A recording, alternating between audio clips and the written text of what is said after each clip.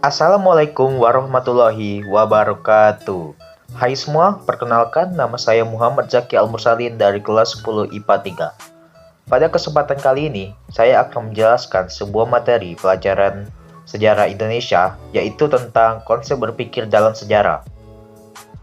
Secara singkat, konsep berpikir sejarah ada 5, yaitu konsep diakronik, sinkronik, periodisasi, kronologis, dan konsep ruang dan waktu. 1. Konsep berpikir diakronik.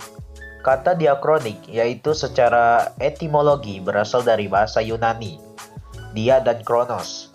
Dia mempunyai arti melintas, melampaui, atau melalui, sedangkan kronos berarti waktu. Jadi, diakronik berarti sesuatu yang melintas, melalui, dan melampaui waktu yang panjang. Tetapi, dalam batasan ruang, jika dikaitkan dengan sejarah, sesuatu yang melintas, melalui, atau melampaui tersebut adalah peristiwa atau kejadian. Cara berpikir diakronik membuat kita berpikir bahwa sebuah peristiwa itu tidak dapat berdiri sendiri. Pasti terdapat sebab mengapa peristiwa tersebut terjadi dan akibat yang ditimbulkan oleh peristiwa itu sendiri.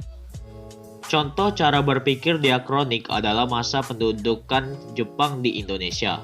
Secara tidak langsung, kita akan tahu alasan Jepang datang ke Indonesia. Selain itu, kita juga akan berpikir mengenai alasan Jepang mundur dari Indonesia. Terdapat beberapa ciri cara berpikir diakronik, antara lain yaitu ke-1, digunakan dalam ilmu sejarah. Kedua, menekankan pada proses dan durasi. Ketiga, bersifat historis atau komparatif. Keempat, bersifat vertikal atau memanjang berdasarkan dimensi waktu. Kelima, terdapat konsep perbandingan. Keenam, cakupan kajian lebih luas. Ketujuh, terus bergerak dan memiliki hubungan kausalitas. Kedelapan, bersifat dinamis. 2. Konsep berpikir sinkronik. Kata sinkronik berasal dari bahasa Yunani, yaitu sin yang memiliki arti dengan, dan kronos yang berarti waktu. Dalam Kamus Besar Bahasa Indonesia, sinkronik diartikan sebagai segala sesuatu yang bersangkutan dengan peristiwa yang terjadi pada suatu masa.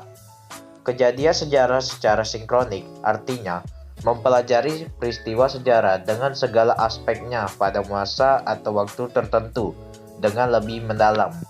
Berbeda dengan konsep berpikir diakronik, konsep berpikir sinkronik tidak mencari sebab dan akibat dalam kajian yang dilakukan. Oleh karena itu, konsep berpikir ini bersifat horizontal.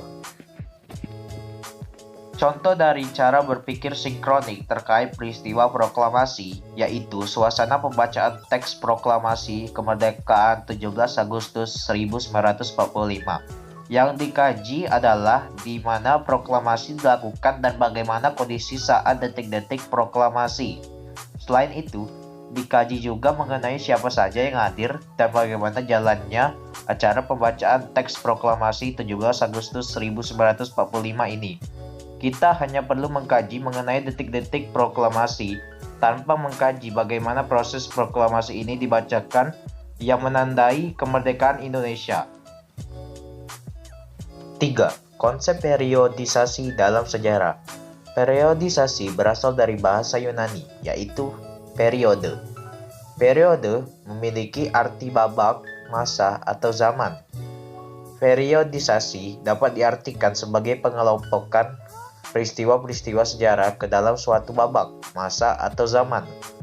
Pembabakan dilakukan karena rentang waktu atau masa sejak manusia ada hingga sekarang merupakan tentang yang sangat panjang sehingga membuat kita mengalami kesulitan untuk memahami maupun membahas masalah-masalah yang muncul dalam sejarah kehidupan manusia. Untuk mempermudah pemahaman dan pembahasan sejarah kehidupan manusia, dibuat suatu periodisasi, atau pembabakan masa sejarah. Untuk membuat periodisasi dari sebuah peristiwa, hal yang harus dipahami adalah dasar pembagian periodisasi tersebut. Contoh, Periodisasi adalah pembagian zaman dari zaman praaksara dan aksara yang dasar pembagiannya adalah kemampuan manusia dan mengenal tulisan. 4. Konsep kronologis dalam sejarah. Secara etimologi, kata kronologi berasal dari bahasa Yunani, yaitu kronos dan logos. Kronos artinya waktu, sedangkan logos artinya uraian atau ilmu. Jadi, kronologi adalah ilmu tentang waktu. Dalam perkembangannya, kronologi menjadi ilmu bantu sejarah yang menyusun peristiwa atau kejadian-kejadian sesuai dengan urutan waktu terjadinya. Konsep berpikir ini akan mengurutkan setiap kejadian berdasarkan waktu terjadinya peristiwa. Mengurutkan peristiwa-peristiwa sejarah sesuai dengan waktu terjadinya dilakukan untuk mempermudah kita dalam melakukan rekonstruksi terhadap semua peristiwa masa lalu dengan tepat. Kronologi juga membantu kita agar dengan mudah dapat membandingkan peristiwa sejarah yang terjadi di suatu tempat yang berbeda. Tetapi dalam waktu yang sama, dengan berpikir kronologis, secara tidak langsung kita juga telah mengurutkan kejadian.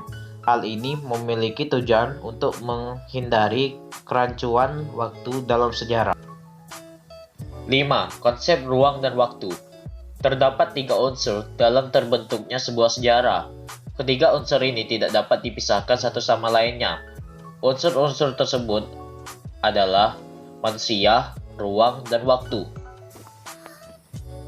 1. Manusia.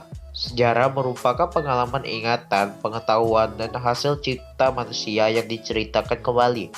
Manusia merupakan pelaku yang mengalami peristiwa sejarah sehingga sangat menentukan suatu peristiwa sejarah. Sejarah merupakan sejarah atau pengalaman yang dialami oleh manusia, bukan hewan maupun tumbuhan. 2. Ruang. Sejarah terjadi dalam sebuah ruang dan waktu tertentu. Dunia merupakan ruang terjadinya berbagai peristiwa. Ruang sendiri mencakup seluruh permukaan bumi. Dalam dimensi ruang, manusia melakukan berbagai kegiatan dan menciptakan sebuah sejarah. Ketiga, waktu. Sama seperti ruang dan manusia, waktu merupakan unsur penting dan merupakan konsep dasar pada sejarah peristiwa sejarah. Terjadi pada masa lampau, bukan masa kini maupun masa mendatang. Perjalanan manusia sendiri pun tidak dapat dilepaskan dari waktu. Dapat dikatakan, sejarah manusia merupakan sebuah perjalanan dalam sebuah garis waktu sejak zaman dulu, sekarang, dan akan datang. Konsep ruang dan waktu adalah unsur penting yang tidak dapat dipisahkan dalam suatu peristiwa dan perubahannya yang dialami oleh manusia sebagai subjek atau pelaku sejarah. Seluruh aktivitas manusia pasti berlangsung bersamaan dengan tempat, ruang, dan waktu kejadian. Sekian dari materi kali ini. Maaf jika ada kekurangan dan kesalahan pada video ini. Assalamualaikum warahmatullahi wabarakatuh.